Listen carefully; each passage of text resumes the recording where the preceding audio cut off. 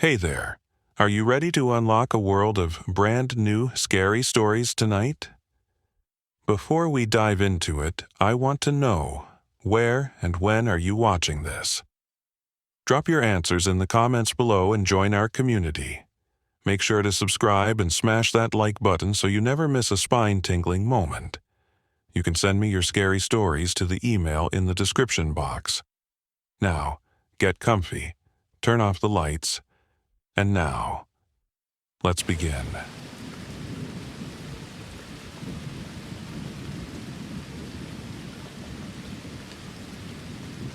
This must have started around 6 or 7 years ago when I was around 13. I live in a small Midwestern town with a population of about 400.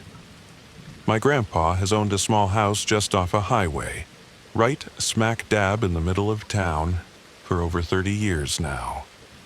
Around COVID times, my aunt moved in with him, and while my grandpa is a truck driver, so gone a good chunk of the time, I would stay with my aunt quite a bit. We had no Wi-Fi, so most of our pastime was spent coloring, listening to music, or telling scary stories, mostly family stories. Around this time, we would sometimes hear the usual bumps in the night. One night, while my aunt was alone, she said she heard the sound of metal jingling, but ignored it. Another few days go by. My grandpa comes home to find a lock on his cellar door to be in pieces on the ground, as if they were cut by bolt cutters. My aunt concluded that this must have been what she heard. The only other big thing that happened then was once my aunt heard her dog, a huge German Shepherd Great Pyrenees, barking uncontrollably outside. When she went out to check, a man was standing over the fenced-in backyard. He took off running when she came outside. Around a year later, my aunt moved out for a while, and nothing seemed to happen over at that house. At least that we know of course. There's no way of really knowing, considering my grandpa was at work weeks at a time, with no one else at the house. However, over at my house, this was when things started to pick up. My parents worked nights, leaving me and my 2 younger brothers alone. Their sleep schedule would impact ours a lot, leading us to stay up until early morning a lot. We would hear the occasional taps on windows and footsteps outside. Twice, things got really bad at my window specifically. Someone had slapped the window by my head while I was sleeping one night. Another time, while my parents were home, the sounds, lights of a camera were coming from right outside.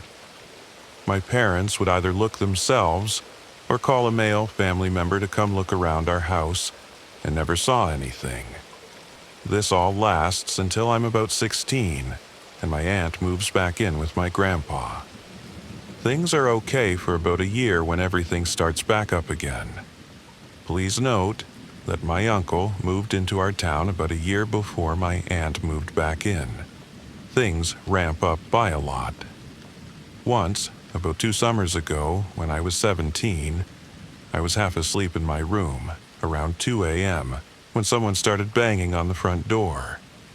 I have never actually heard the police bang on a door, but it sounds just as it's shown in movies. My dog was going crazy, so I knew I wasn't the only one who heard it. But it was late enough for me to choose to ignore it and try to go back to sleep. But I couldn't, so I got up, and as I was about to step into our kitchen, it happened again. But I knew at this point that if it was the police or someone in need of help, they would say something. But it was dead silent, apart from the banging, the dog, and my heartbeat. I sat on the floor and called my stepdad, asking for advice when my brother lazily walked out of his room, asking what was going on. He took my dog and answered the door, to be faced with nothing, of course. This last summer, I got into the habit of sleeping on the couch when my parents were at work because my friend and I would camp out there. However, one night, when it was just me, I woke up at around 6 a.m. to both front and back doors completely wide open for no reason. None of our animals had run out, amazingly, so I had to conclude that they had just been opened. This happened a separate time, where I unfortunately didn't wake up, and my mom came home from work in the morning to doors blown open and all of our pets in the yard to be rounded up. This past year has been horrible for my aunt when she's alone. 1. She is woken in the middle of the night to a man holding a flashlight in her window. 2. She had a small red dot hit her chest from the same window. 3. She came home one night and let her dog out. And when she did, 2 major things happened at once. She saw a man start taking off from behind a tree, and her dog started eating something that wasn't there before. Her dog can be slightly aggressive when it comes to food, so, although she tried to take it, she ended up swallowing it before she could. The dog, later on, acted as if she was sick and very tired. She wouldn't eat anything. Her tongue lolled, and she cried. My aunt was worried sick, believing whoever was running off from behind the fence threw Benadryl and a burger patty at her dog to put her to sleep. Mind you, this dog is probably her biggest protection when she's alone. 4. A car pulled into the driveway one night. My aunt heard metal jangling again, and then she heard banging coming from the basement door that connects to the house. Her dog barked at whoever was trying to get in the door, and soon after, my aunt heard the car take off again. This time, she says the metal sounded like the cellar doors being thrown open. 5. Once she was painting her closet, she opened the back door to let the fumes out in daylight. She never saw anything, but suddenly, the dog bounced up and she could her nails hitting the kitchen tiles as she ran towards the bedroom, then turned around and took off outside, growling and barking at something. 6. Many points in the backyard fence are leaning so far back that it appears someone is bending it back to crawl over it, right where the camera conveniently doesn't point, showing that whoever this is knows where the cameras are. Other than my aunt, my grandpa has stories of his own. Twice, while he was home alone, he heard someone banging on the side of his house, and the second time, it sounded to him like they were fully body slamming the front door. Both times he went out to look and no one had been there. But the most important thing, on his security camera, one night while my aunt was pulling into the driveway, there was a man crouched behind bushes, rolling down the hill, out of my aunt's sight as she got out. This is the only time a person has shown up on the cameras. However, it's not the first time they've triggered the motion sensor in them. It's happened quite a bit, but they're always just out of view before something happens. Based on all of this information, I originally thought this was just happening to our family for some odd reason, but upon asking some other women in the area, it's not just us. Other women, when they're home alone, have been experiencing similar things. A lady close to my aunt even mentioned someone full-on frogging, squatting, and stealing her food at night. I'm not sure why it's happening, who is doing it, or what's going to happen when they're inevitably caught by someone, but it's scary nonetheless. It also seems to be ramping up as time goes by. The latest couple of happenings involving genuine attempts at break-ins, which never happened before my aunt left all those years ago.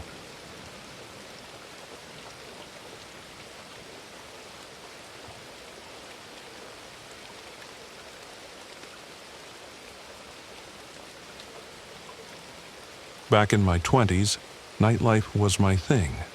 The flashing lights, the pounding bass, the electric energy of the crowd. It was the highlight of my weekends. My friends and I lived for those nights, and on this particular evening, we were out celebrating my friend G's birthday. The plan was simple: drinks, dancing, and making memories. But none of us knew that by the end of the night, we'd be living a nightmare. G had always been the life of the party, And that night was no different. She was knocking back drinks, laughing, swaying to the music without a care in the world.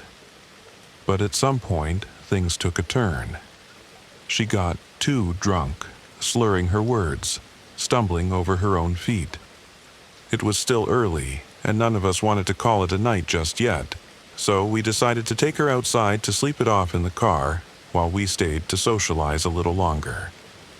Now, before anyone says anything, we were young, we were stupid, and back then, ride-sharing apps weren't a thing. We had all come in the same car, so leaving to drive her home meant leaving everyone stranded in the middle of the city at night. It didn't feel like a bad idea at the time.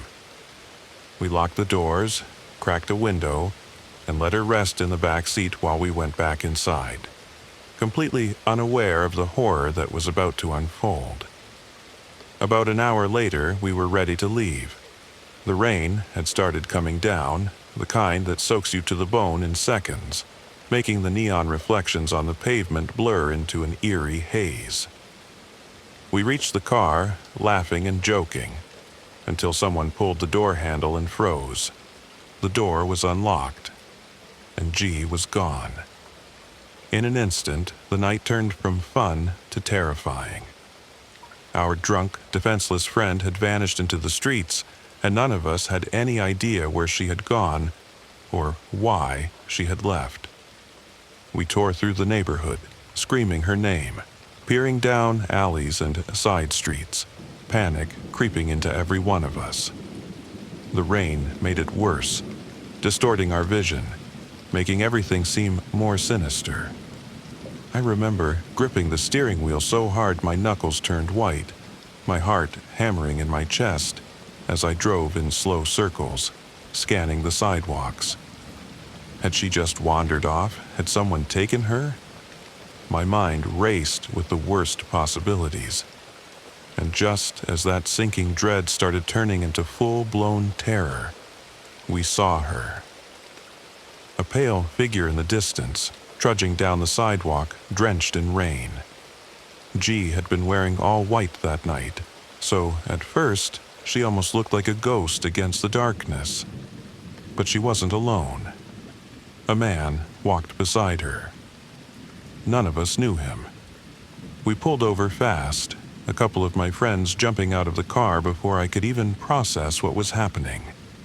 They ran up to them, their voices sharp and demanding over the sound of the rain. I sat frozen behind the wheel, watching from the car, my heart pounding. I couldn't hear everything that was said, but I saw the way G swayed, barely able to stand, while the man stood firm, his face unreadable. Then one of my friends stepped between them, and I heard the sharp edge in her voice. "What the hell do you think you're doing?" A pause. Then the man's response.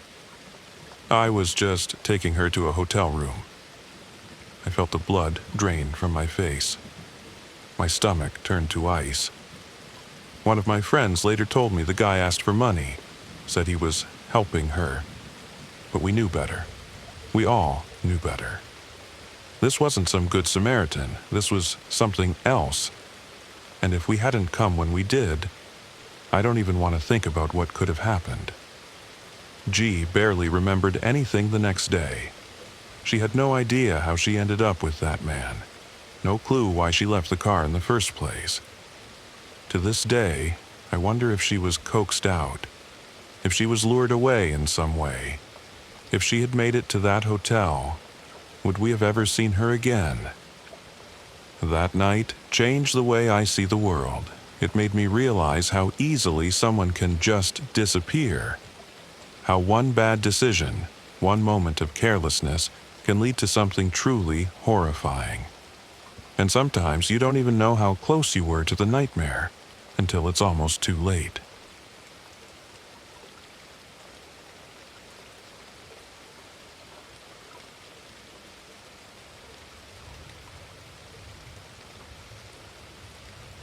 I've been meaning to share this for a while, and I'm hoping I'm not the only one who has had an experience like this. It happened last year, and I still get chills thinking about it. I was just sitting on the couch one evening, flipping through some TV shows to watch. My younger sister, who's 10, was in the room with me, and we decided to put on Bluey. You know, the cute Australian kids show about a family of dogs. It's a pretty harmless show, so I figured it'd be a light, easy watch to relax with. But what I saw that night, I still can't explain. The episode started like any other. Bluey and Bingo were running around the house playing pretend, while Bandit and Chili, the parents, were in the background, casually chatting. Nothing unusual, the usual colorful, happy vibe. I was zoning out, but then something felt off. I didn't notice it at first, but the animation started to change. The colors on the screen grew darker. The once bright, cheerful hues of the characters' fur began to shift into deeper, more muted tones. Bluey's face, which is always so expressive, started to look wrong. Her eyes, which are typically wide and innocent, became unnaturally large, and the whites of her eyes turned a deep, unsettling red. At first, I thought it was just a weird glitch or maybe some artistic decision to set a moody atmosphere, but then the sound started changing too. The background music, which is usually sweet and whimsical, turned into this low, distorted hum. You could barely hear the laughter of the characters anymore, just these weird, gurgling sounds. And then, things got darker. Literally. The background went from a simple family house to what looked like an abandoned, dilapidated structure. The walls had strange markings, like blood splatter, but it was hard to tell if it was intentional or just part of the strange animation. Out of nowhere, Bandit, Bluey's dad, turned to Bluey with an expression that I can only describe as angry. "You think this is a game?" he said, his voice deep and twisted, not like the usual friendly tone he uses in the show. I froze, thinking maybe it was some sort of parody or joke. But then it got worse. Suddenly, there was a loud, piercing scream from Bingo. The little sister character had her eyes wide open, her body twitching uncontrollably. Then, without warning, Bingo's legs contorted at an unnatural angle, snapping in a grotesque manner. It was so graphic, I had to look away for a second. The screen didn't censor anything. It was like something out of a horror movie. I told my sister to turn it off, but the remote wouldn't work. The screen flickered, showing disturbing images of the characters in various horrifying states. Bluey's face was covered in what looked like blood, her once peppy voice now screaming in agony. "Help me! Please, help me!" she yelled. But it was not like the usual Bluey voice. This sounded distorted, almost demonic. And the words, they were not words I should have heard in a kid's show. I'm talking profanity.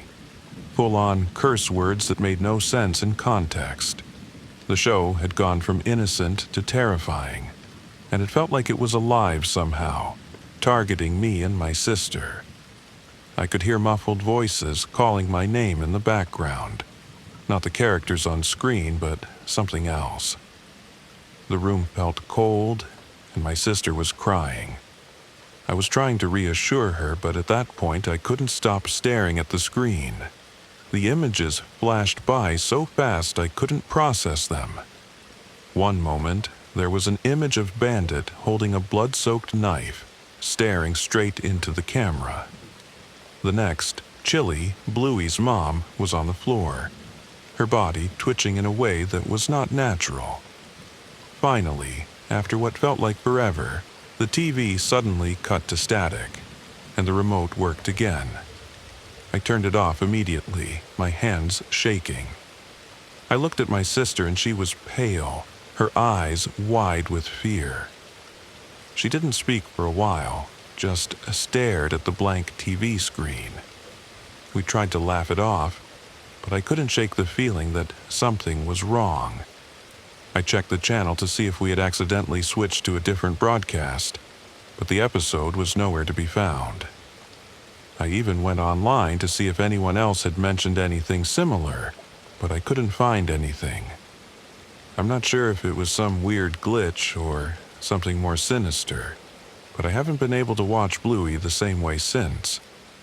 I'm still not sure if it was just a freak accident with the TV or if something really weird happened, but it was the most disturbing experience I've ever had. I haven't told many people about it because it sounds crazy, but has anyone else experienced something like this? I need to know if I'm not losing my mind.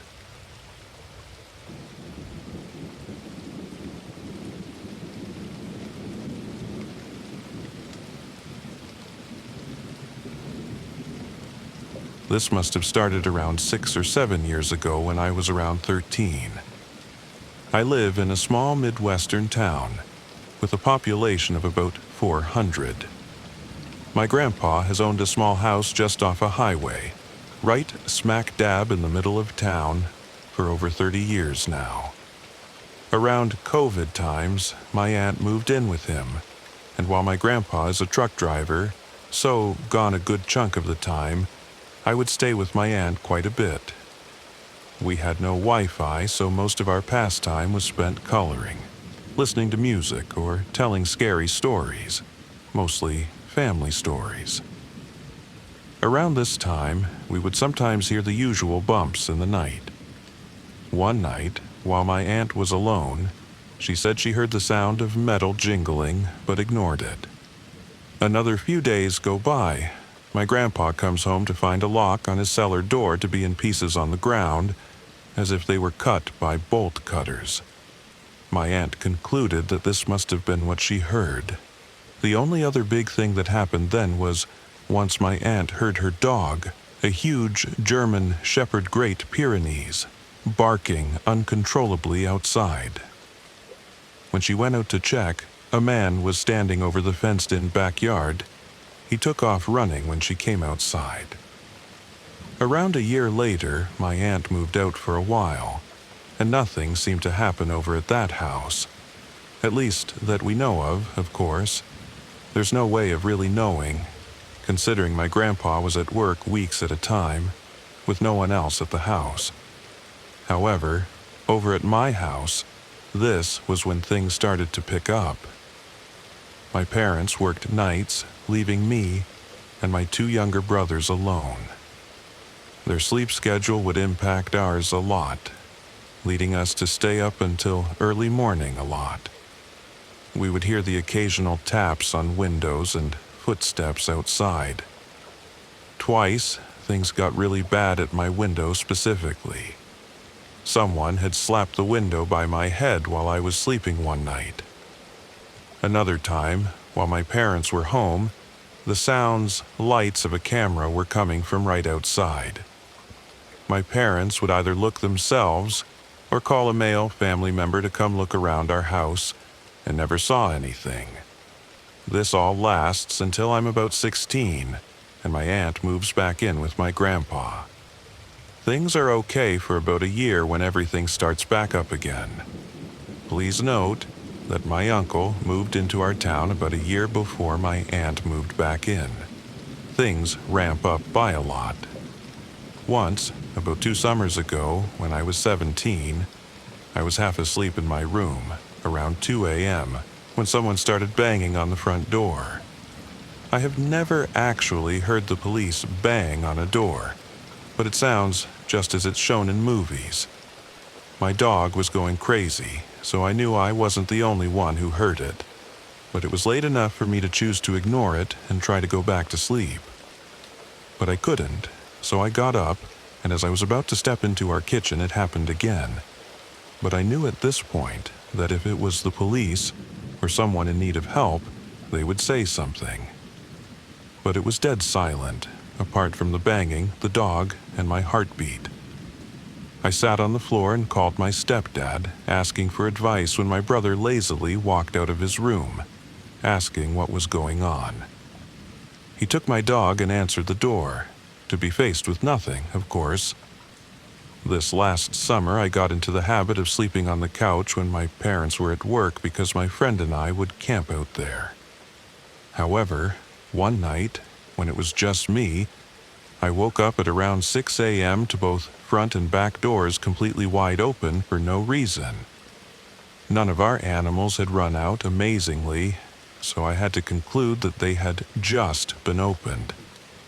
This happened a separate time, where I unfortunately didn't wake up, and my mom came home from work in the morning to doors blown open and all of our pets in the yard to be rounded up.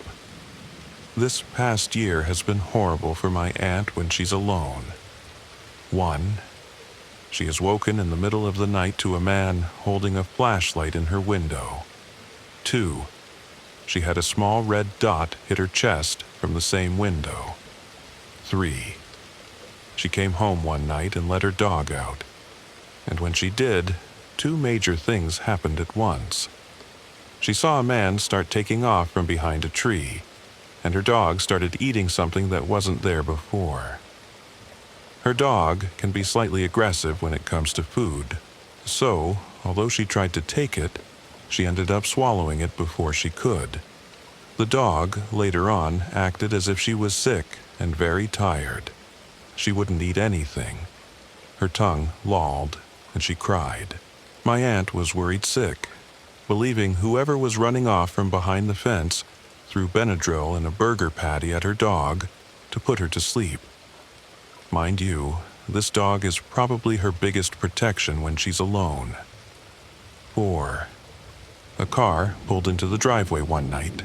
My aunt heard metal jangling again, and then she heard banging coming from the basement door that connects to the house. Her dog barked at whoever was trying to get in the door, and soon after, my aunt heard the car take off again. This time, she says the metal sounded like the cellar doors being thrown open. 5. Once she was painting her closet, she opened the back door to let the fumes out in daylight. She never saw anything, but suddenly, the dog bounced up and she cut her nails hitting the kitchen tiles as she ran towards the bedroom, then turned around and took off outside, growling and barking at something. 6. Many points in the backyard fence are leaning so far back that it appears someone is bending it back to crawl over it, right where the camera conveniently doesn't point, showing that whoever this is knows where the cameras are. Other than my aunt, my grandpa has stories of his own.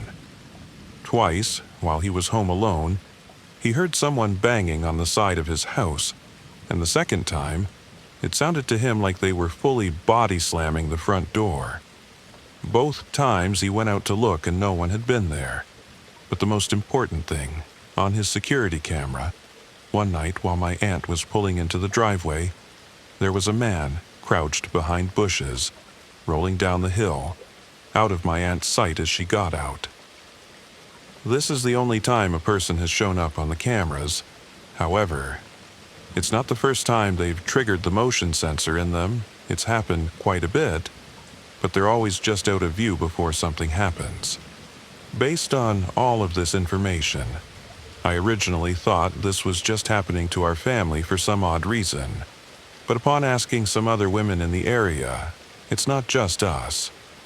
Other women, when they're home alone, have been experiencing similar things. A lady close to my aunt even mentioned someone full-on frogging, squatting, and stealing her food at night. I'm not sure why it's happening, who is doing it, or what's going to happen when they're inevitably caught by someone, but it's scary nonetheless. It also seems to be ramping up as time goes by. The latest couple of happenings involving genuine attempts at break-ins, which never happened before my aunt left all those years ago.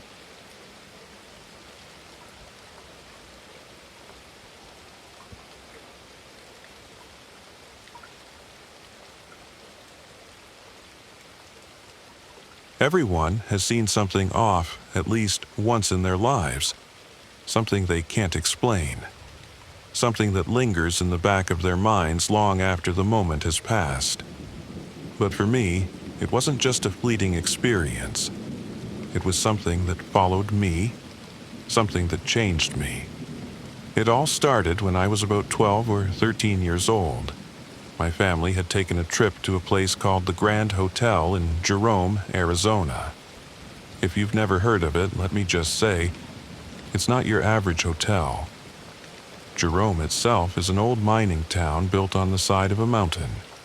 And the Grand Hotel, it used to be a hospital. A very haunted hospital, according to the locals.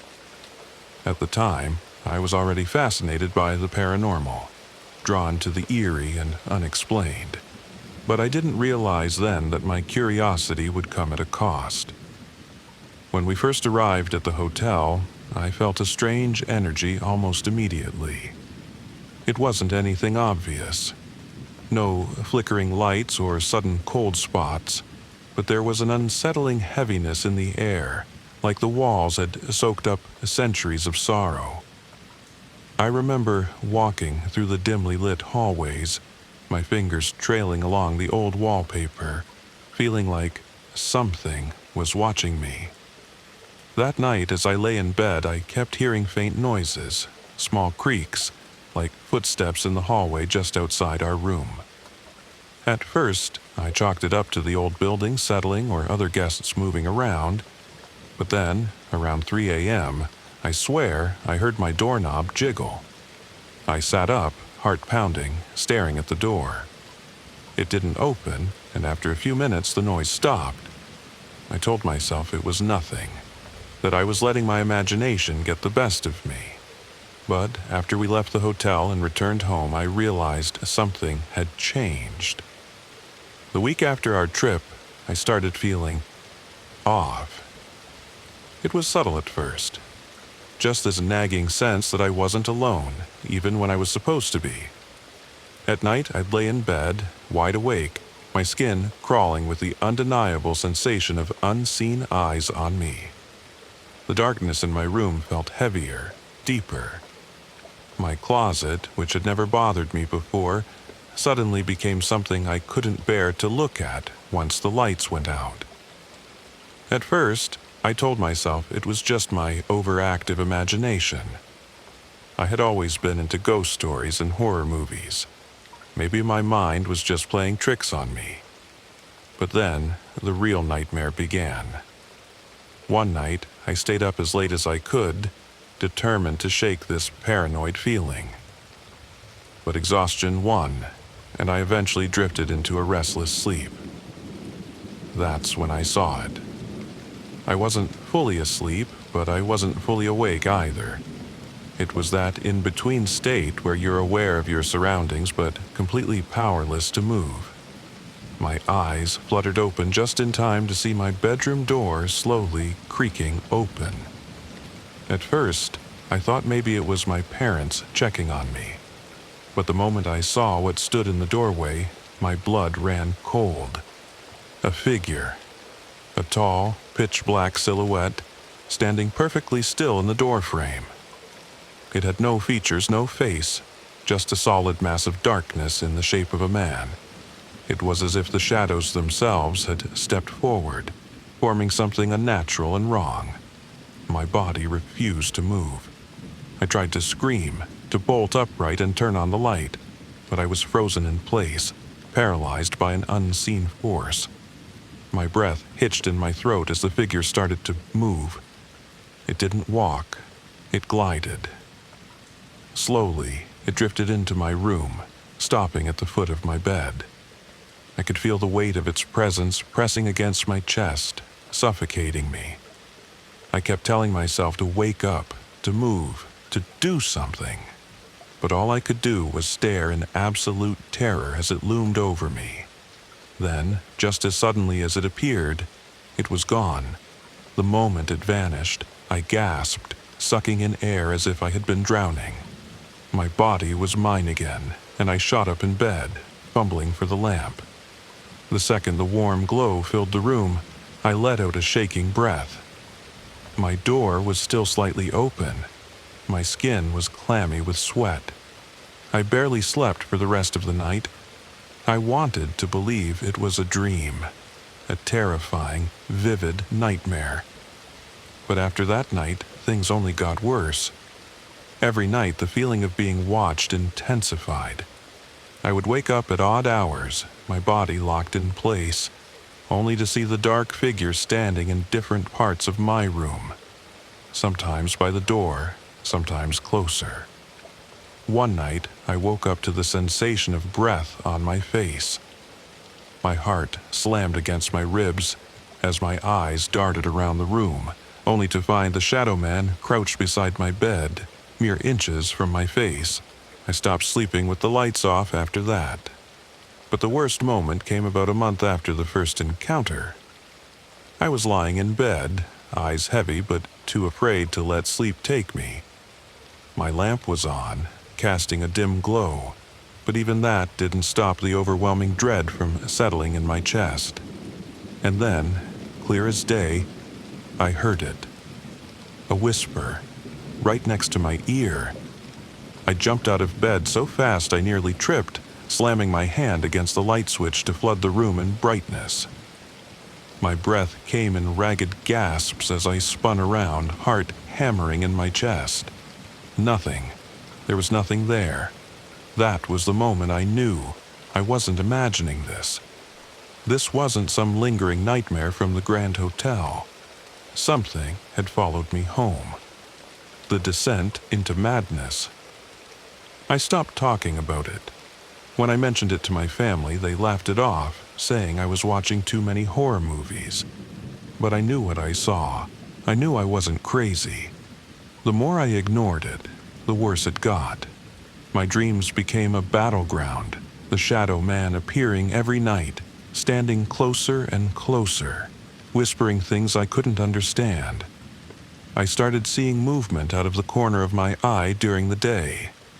Dark shapes flickering just beyond my vision, disappearing the moment I turned my head. Sleep deprivation made me paranoid. I jumped at every shadow, avoided my own reflection at night, convinced I'd see something standing behind me. I stopped feeling safe in my own home. And then, one night, it just stopped. No warning, no reason. The visits ceased. The nightmares faded. It was as if the shadow man had finally grown bored of me and moved on. But even now, years later, I still feel uneasy in the dark.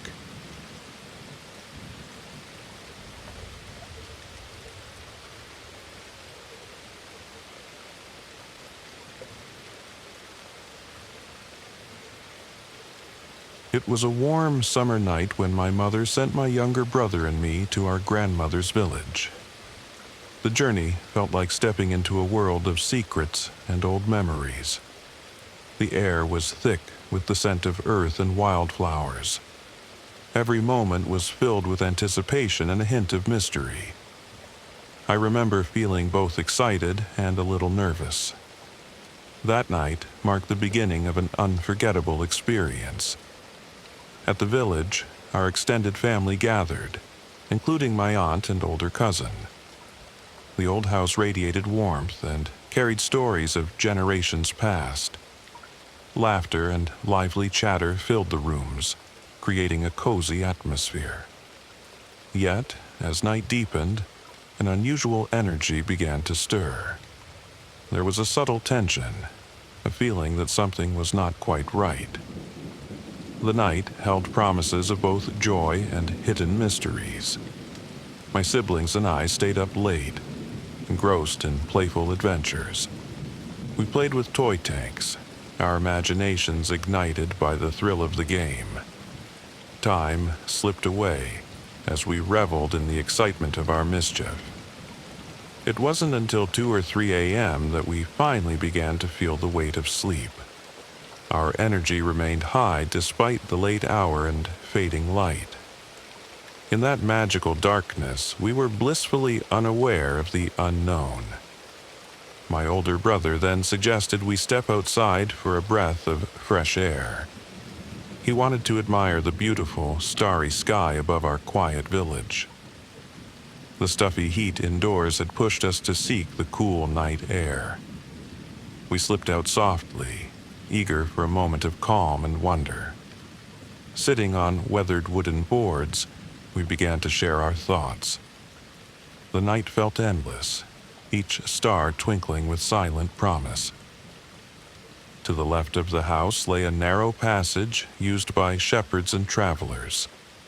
This rustic path added an air of mystery to our already enchanting surroundings. Every sound and shadow in that passage whispered untold stories.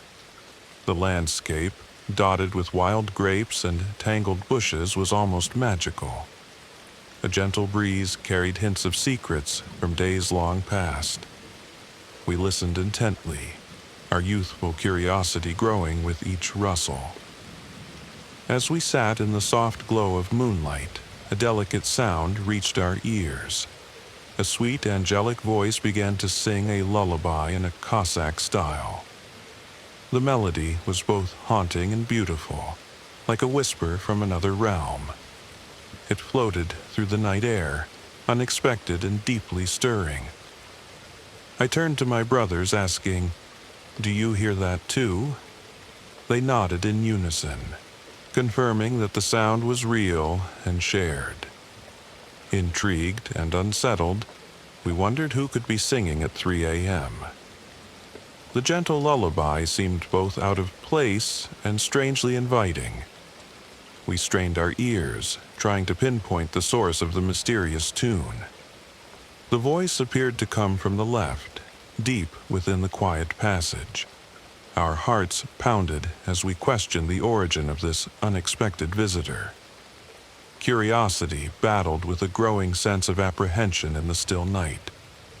Gathering our courage, we called out, "Hey, is anyone there?" Our voices echoed softly, disappearing into the silence of the dark.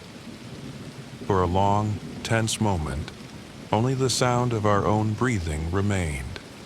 Then, a sudden rustling noise emerged from the dense bushes nearby. We heard movement that sent shivers down our spines. The air thickened with fear as we tried to understand the sound.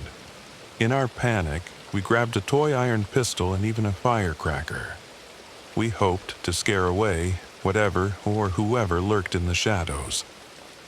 The little pistol felt both brave and foolish in our trembling hands. We loaded the firecracker, adrenaline surging through our veins. Almost instantly, a shadow darted from the passage toward us.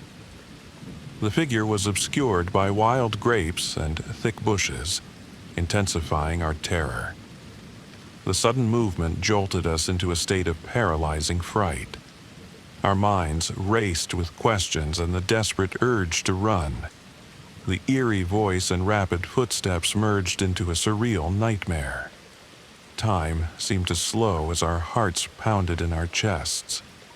We huddled together, unable to tear our eyes away from the darkness. Every rustle and whisper deepened the unsettling mystery of that night. Unable to endure the suspense, we bolted back into the safety of the house. We raced through the dark corridors, our footsteps echoing in panic. Once inside, we drew the curtains shut, seeking refuge behind closed windows. The familiar walls offered a temporary sense of comfort and security. Yet, the memory of that shadow continued to haunt our minds. We lay in silence, the terror of the night lingering long after its end. To this day, I wonder about the true nature of that eerie summer night. Was it simply a trick of our tired minds or something more sinister? The mysterious lullaby, the rustling bushes, and the fleeting shadow remain with me. I sometimes imagine that it could have been the devil. The unanswered questions cloak that night in an everlasting shroud of mystery. In quiet moments, the memory returns, slowly building a lingering sense of fear.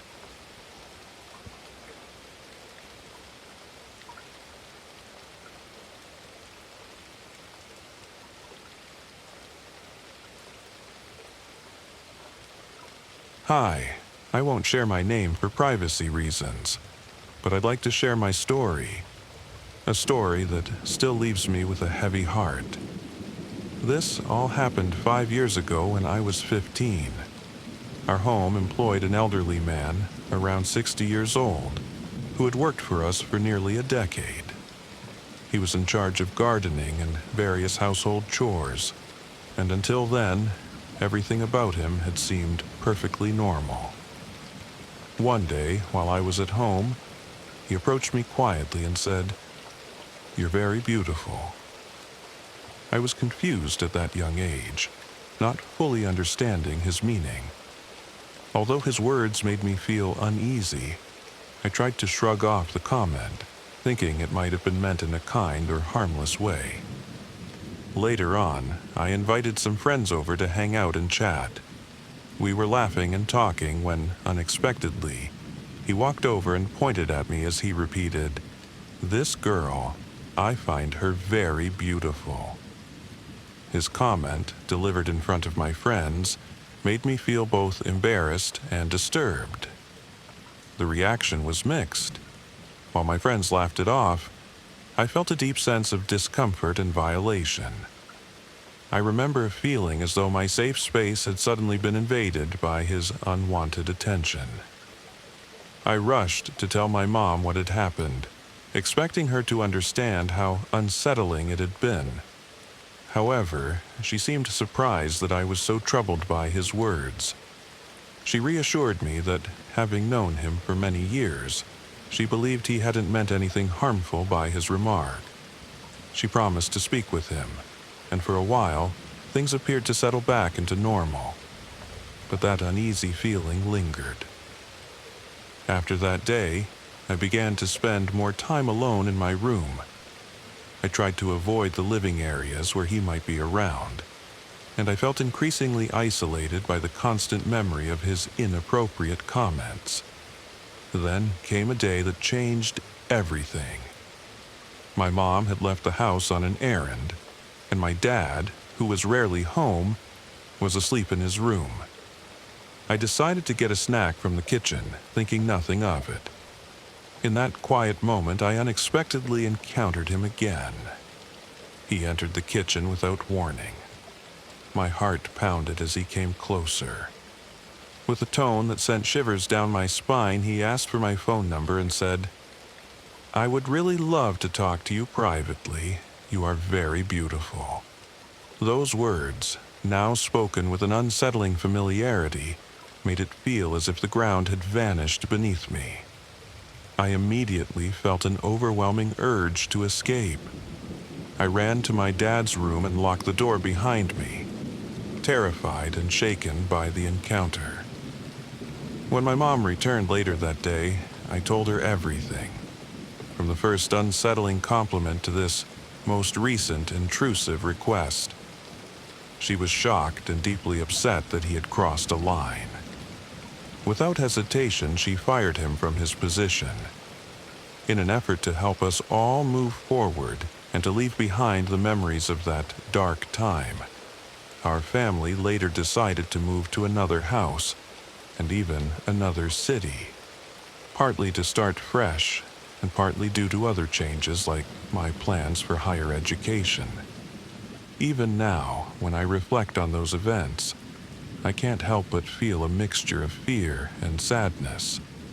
I wonder what might have happened if he had continued his behavior and what other inappropriate advances he might have made. The experience left me feeling exposed and betrayed by someone I had always seen as a trusted helper. This story still haunts me. It reminds me that sometimes the people we trust can cross boundaries, and that our feelings of discomfort and fear are important signals that should never be ignored. While I have taken steps to heal over the years, the memory of that unsettling time still creeps into my thoughts, serving as a reminder of how delicate our sense of safety can be, and how important it is to listen to our instincts.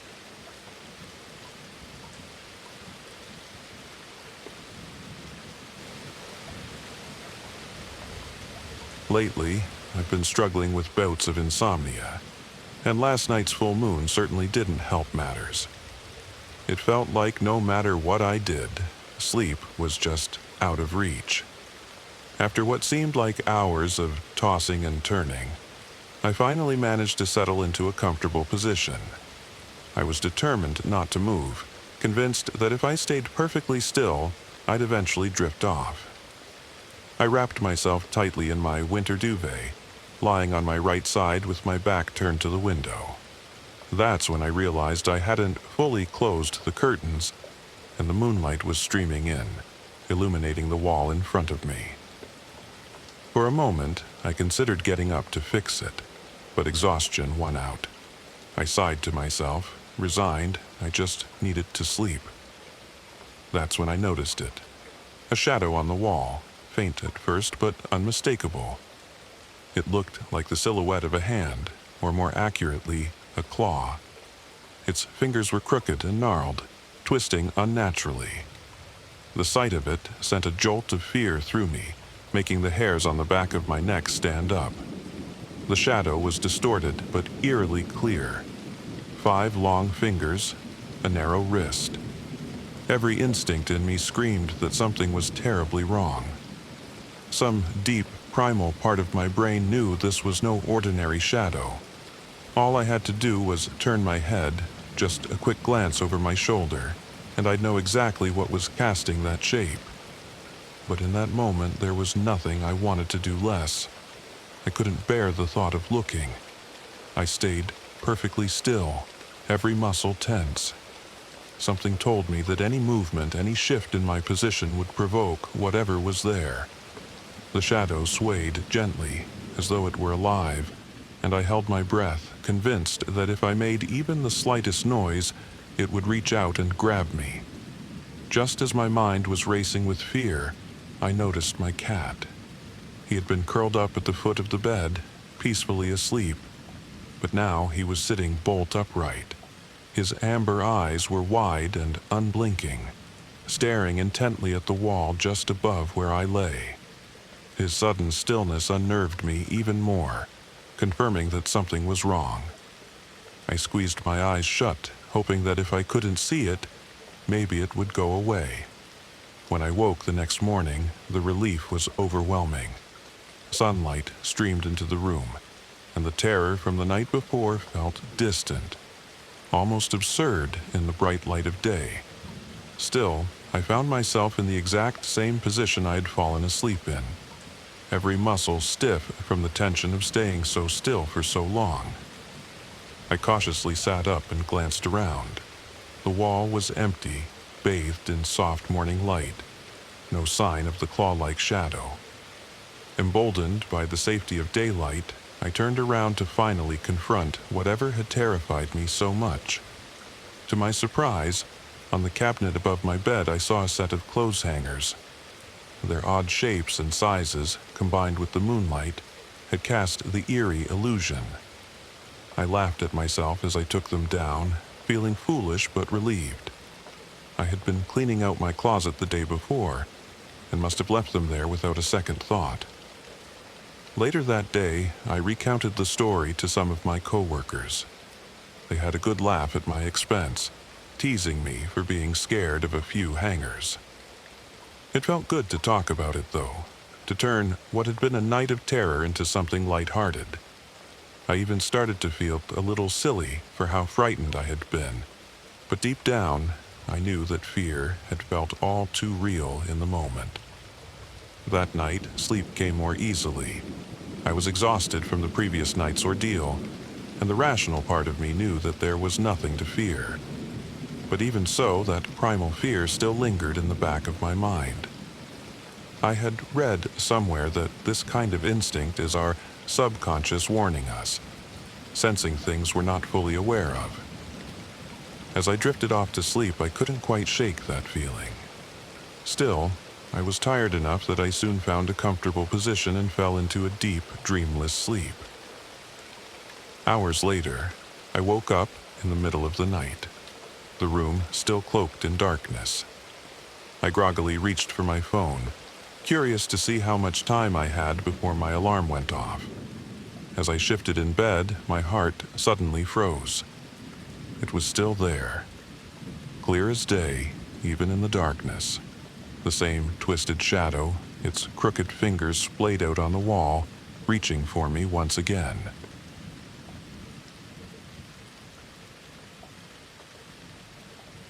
He pulls his cab to a stop at the curb, the engine humming quietly as he glances at the rearview mirror. The woman in the back seat has fallen asleep, her head leaning gently against the window, her breathing steady.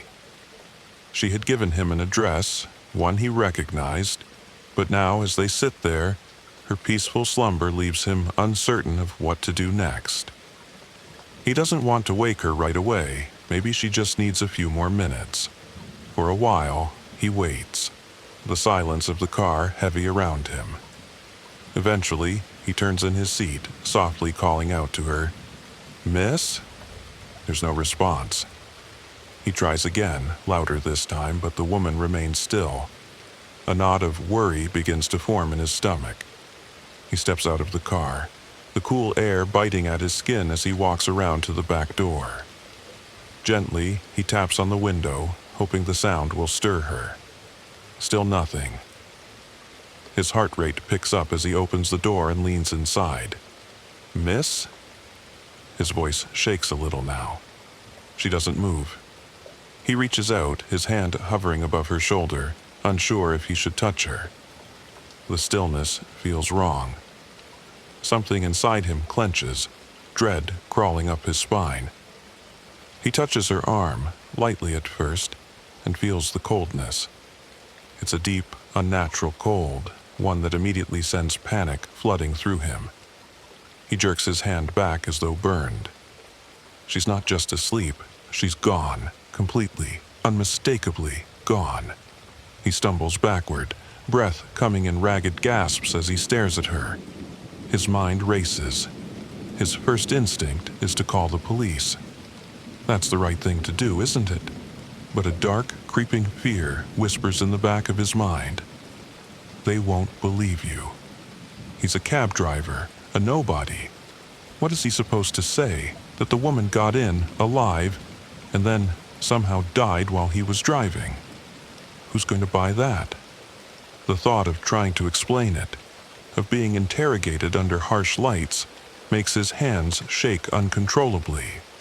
They'll think he did something. They'll lock him up. And even if they don't, who would believe him? His pulse thunders in his ears. No one's going to believe you. He imagines the headlines, the gossip, the judgment. It feels inevitable. Before he realizes what he's doing, he's already back in the driver's seat, gripping the wheel tightly. His knuckles are white, his thoughts a chaotic swirl of fear and guilt. He turns the key in the ignition, and the engine growls to life. He drives. He's barely paying attention to where he's going, his mind clouded with panic. His hands are trembling so much that he struggles to keep the car straight. At a red light, another cab driver pulls up beside him, shouting something about how he's swerving all over the place. The words barely register, but when the man sees his tear-streaked face, the anger fades. Instead of cursing him out, the driver softens. "Hey man, it's okay," he says gently. "It's no big deal, all right? We all have rough nights." The kindness in his voice breaks something in him, and the tears come harder now. He can't explain why. He can't explain any of it. But he keeps driving, trying to escape from the weight of the situation. The world outside is a blur. He doesn't even notice the exact moment the city gives way to the quieter outskirts. The streets become emptier, and soon he's on an open road, speeding toward the hills. The thought forms in his mind before he can stop it. An accident could make this all go away. One wrong turn, one slip of the wheel, and it would be over. No questions, no explanations, no guilt. But the thought terrifies him even more. He doesn't have the courage for that, not yet. He pulls into the parking lot of a supermarket. The lot is deserted, the fluorescent lights flickering above him. He's not entirely sure why he stopped, but in his panicked state, he decides he needs something to dig. If he can't call the police, maybe he can... He doesn't even finish the thought. He just knows he needs to get rid of the body. He shuts off the car, and before stepping out, he glances back at the woman.